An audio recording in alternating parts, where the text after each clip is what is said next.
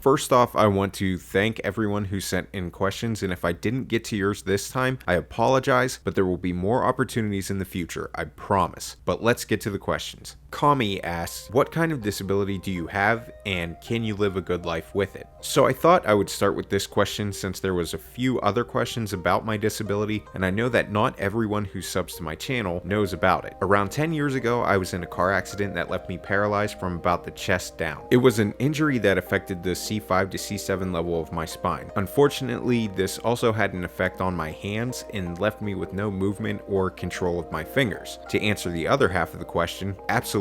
I have an incredible support system, and at the time of the accident, I told myself there's two routes you can take. Either you make the best of your situation, or you can spend your life expecting pity. And with the help of all you awesome people, I can happily say the first option is going very well. Hai Unsung asks, where do you learn to edit videos?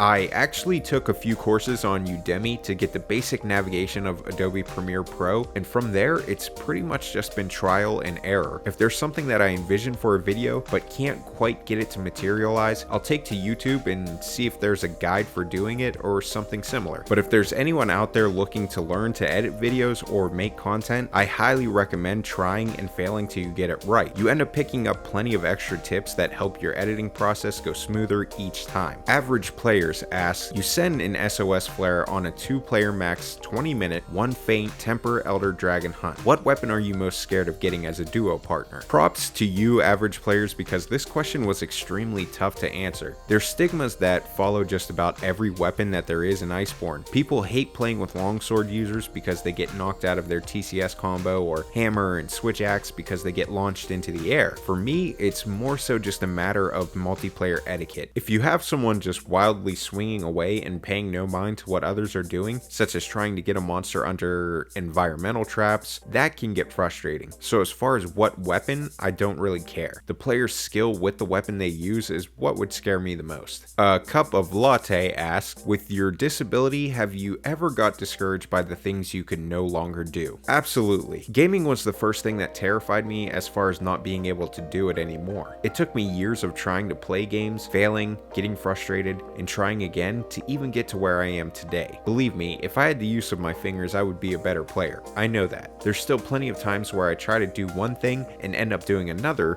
because my fingers don't hit all the necessary buttons. For example, I can't even begin to count how many times I was trying to rip off a Wormstake blast and ended up simply reloading because my thumb did not hit the Y and B button together. But outside of gaming, there are things that I aspired to do, like learning the drums, that I've had to come to terms with might not be able to happen. It's tough, but I try not to dwell on those things. In saying that, I'll exhaust every resource, try every trick, anything I can to make sure I absolutely can't do something before I give up and deem it as something that I can't do.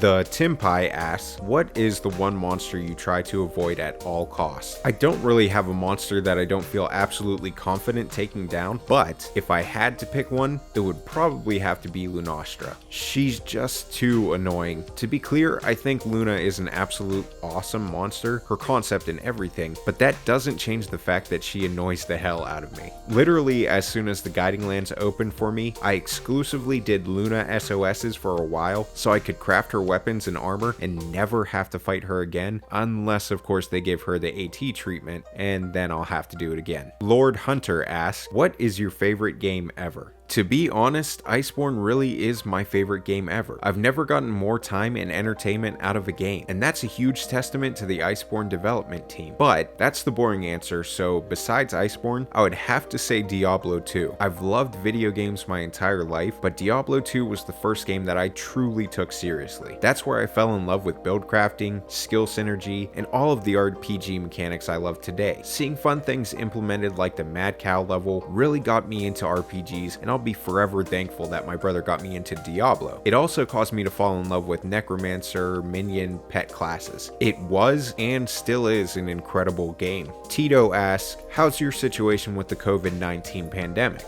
I'm doing well. It's giving me time to better my editing skills and invest more time into content, so I can't complain. I hope you all are staying safe and are in good spirits too. Take this time to learn a new skill or invest in yourself in some way or another. Tyler asks, what inspired inspired the Why I Love series. As most of you guys know, I love the hunting horn, and the Why I Main hunting horn video was pretty much what jump-started this channel. Hunting horn is steadily at the bottom of weapon popularity, but a lot of people don't give it the time of day because of misconceptions. You see this with every weapon though. Someone may not be very skilled with a weapon, so they say, oh, it doesn't do enough damage, or it can't do this or that, or you can only play it this way using this build. So then someone sees that and doesn't bother trying a weapon they may have had some interest in. That's the whole point of the series, honestly. It's to get people to expand their horizons. Hunting horn is my #1 love, with long gun lance right behind it, but I'm an advocate for trying every weapon first. Iceborne turns into an entirely different game when you use a different weapon. You expand the replayability of it as well. Whether it's the fact that a weapon does more damage than they were led to believe, they just like how cool it looks, or there was some mechanic they didn't know about, I'm always happy to hear someone comment and tell me, I never tried blank before, but after watching your video, I'm gonna give it a try. And they don't have to fall in love with said weapon, but the fact that they're giving it a chance is more than good enough for me. Afik asks, will you do the Why I Love series for every weapon? So I had to give a shout out to a comment from Broderick, because I absolutely have talked about in the past how I can't really use bowguns and bows with my disability, so props to you, Broderick, for retaining that. But in saying that, the answer is yes. I'll absolutely be doing a video for every weapon. How that happens is still in the works. I'm going to keep trying to find ways to help make the weapons more accessible for me, but even if I don't, I'll still be happy to talk about how awesome the weapons are, but it might just feature gameplay from you all to help properly display mechanics and the information I'm trying to portray. Max asks, do you two get annoyed at being told you're an inspiration just by existing? This one is a little tough. If someone says I'm an inspiration and I've truly inspired them to try something they haven't, or give them the courage to do something, then I have absolutely zero problem with me being an inspiration just by existing. Sometimes people see the various things that people with disabilities have to go through, and it emboldens them to not waste what talent or abilities that they do have that they might have taken for granted before. But if someone is saying I'm an inspiration just for my benefit, then that definitely is annoying. Matthew asks, do you find it hard to switch to different weapons in Monster Hunter after you've played with one playstyle for a few days? At first, it definitely was. Once you start to do it more and more, it gets to the point where it's second nature. They give you hundreds of loadouts and the change equipment for that very reason. Now, if you found a weapon that you love and use it exclusively, by all means, play how you want to play. I just feel like you're stripping away a significant portion of the game by not at least giving another weapon a try. It's beyond simple to jump from weapon to weapon now, because I have loadouts ready to go for them, then I just tweak them a little bit if need be. I very rarely play a certain weapon for a few days straight. The times that I do, it's because I'm getting footage for a Why I Love video. I don't know, maybe I have commitment issues. Slamboy asks, do you listen to much deathcore and slamming death metal? I don't, but that's just because I haven't really been exposed to it much. I do love drums though, and a lot of those songs have sick drums throughout it. My music taste is a wide spectrum. My typical day of listening to music, for example, could go from CCR to Kendrick Lamar to Beck to Prince to the 1975 to Lamb of God to Green Day to Childish Gambino to Tame Impala to Poison to Pantera to Leon Bridges to John Mayer to Red Hot Chili Peppers to Sam Hunt. No, I'm just kidding. I can't stand Sam Hunt's music, but you get the picture, right? Jamie asks, what is your favorite monster? I'd have to say it's a tie between two Elder Dragons, Nergigante and Valhazak. Either version, really. Nerg is up there mainly because of the fact that it looks unbelievably cool and how powerful it is. The spikes, being a winged powerhouse, and that roar is so badass.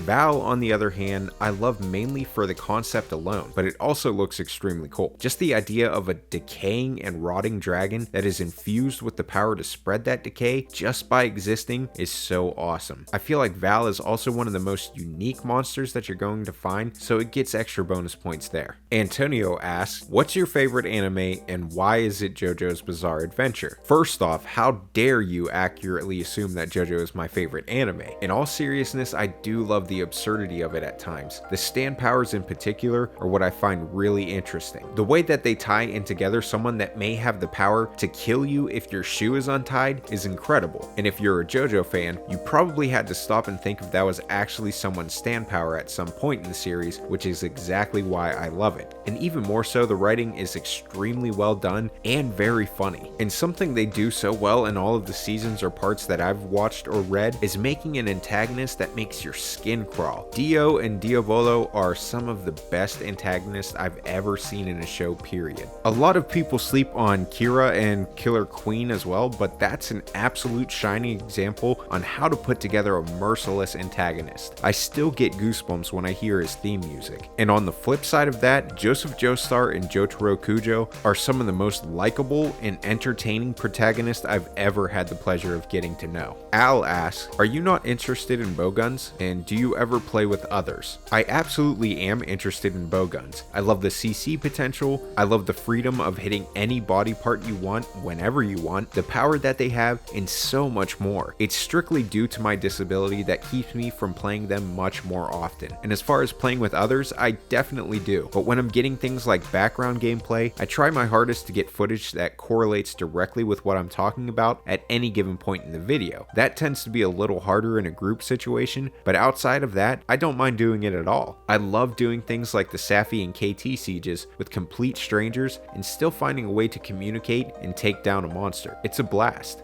Fulgor asks, are you thinking of doing another Monster Hunter series after the Why I Love series? Or maybe you have some plans for other games? I absolutely plan on doing much more with Monster Hunter, Iceborne, and more. I plan on getting my hands on a Switch once all of this price gouging stops and playing through Monster Hunter Gen U. As far as Iceborne goes, I'll be riding that wave as far as Capcom will let it go. When it comes to other games, I'll absolutely be branching out with time. The problem is that as much as I have the final decision on what content I make, I do this for all of you guys. If I'm making content you don't enjoy, then I'm not hitting my #1 goal. So it's tough to find out what people enjoy without trial and error. But don't worry, I'll try and fail a million times before I give up making content for you beautiful people. Matthew asks, what got you into Monster Hunter and what other games do you like?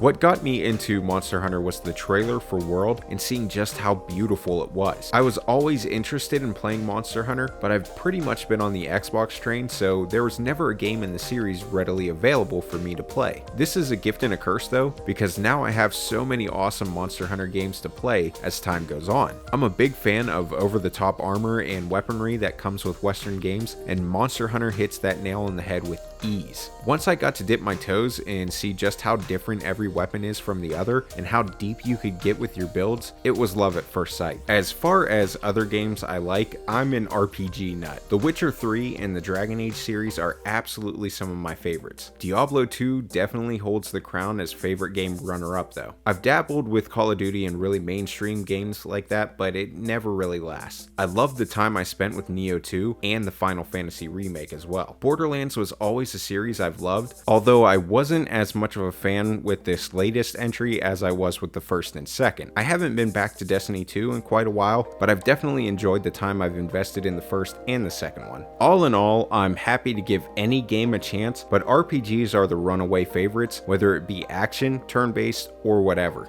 Rico asks, what are your most played weapons? My most played weapon is definitely the hunting horn. Gun lance is right up there at #2, then from there it's pretty much a toss-up. I think on Xbox my third most used weapon is either the lance or the insect glaive. On PC it's completely up in the air. Most of my Why I Love series has been played on PC, so there's all kinds of hunts with all kinds of different weapons. Hunting horn just really resonated with me, especially near endgame high rank, and pretty much stuck with me. I've been trying to improve with various weapons lately, but when it comes down to it, being 100% comfortable with a weapon, it's either hunting horn or gun lance for me. But that's going to be it for this one. I hope you guys enjoyed the video and understand just how much I appreciate your continued support. It was fun answering all the different questions, and hopefully we'll get to do it again soon. The winners of the shirts have been contacted, and I cannot wait to send them your way. If you liked the video, let me know with that thumbs up. Comment down below what other questions you may have, and I'll do my best to get to them. Subscribe and hit the bell if you haven't already for more Iceborne, Monster Hunter, and other gaming content. Dudes forever, have a good night, and happy hunting.